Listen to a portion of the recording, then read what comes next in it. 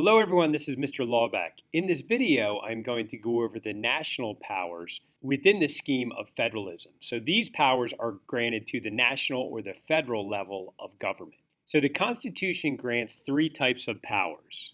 The first type is expressed. This is directly expressed or stated in the Constitution. These are also called enumerated powers. If we had a copy of the Constitution in front of us, we could pick them out. Most of them are in Article 1, Section 8. There are also implied powers, and these are powers that are given to the national government to carry out the expressed or enumerated powers. So we'll take a look at a couple examples of that. And then there are inherent powers, and these are powers exercised by virtue of a nation being a sovereign state. Now, the implied and inherent powers are not detailed in the Constitution. The expressed or enumerated powers are. So first, let's take a look at the enumerated powers. Most of them can be found in Article 1, Section 8, and Congress has the primary role in many of these powers. They can pass a federal budget.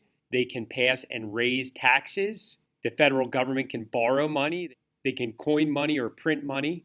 The federal government can declare war and maintain armed forces. They can regulate interstate trade. They can admit new states and territories. There's a whole variety of enumerated powers in Article 1, Section 8. So these are clearly spelled out in the Constitution. Implied powers are the powers given to the government to fulfill the express powers. And here are a couple examples. So an express power, the government has the power to raise an army. Now, an implied power that goes along with it, they are allowed to establish a draft to raise an army. They are allowed to develop new armored tanks, and they are allowed to construct military bases. So since the government can raise an army, they are also given these powers. These are implied powers.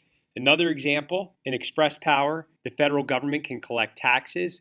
Implied powers then, they can establish the IRS or the Internal Revenue Service that collects the taxes. They can establish a national bank. And this went to the Hamilton-Jefferson debate on does the federal government have the power to establish a national bank? And they can punish those who fail to pay their taxes. So these are implied powers which help them fulfill the express power of collecting taxes. Express power, the federal government can regulate commerce, and implied powers, they can prohibit the importation of certain goods, and they can prohibit the exportation of certain goods as well. And they can do things like regulate sales of certain items, and they can regulate the internet. So those implied powers help them to fulfill the express power of regulating commerce. Obamacare was actually ruled constitutional by the Supreme Court because it helps to regulate the commerce of health insurance. Obamacare is also known as the Affordable Care Act. So inherent powers, these are not clearly written anywhere. But just simply because the United States is its own independent sovereign nation, it has these powers. So this would be the power to regulate immigration, although it is mentioned in the enumerated powers, power to acquire new territory, the power to protect the nation against rebellion or other attempts to overthrow the government by force or violence.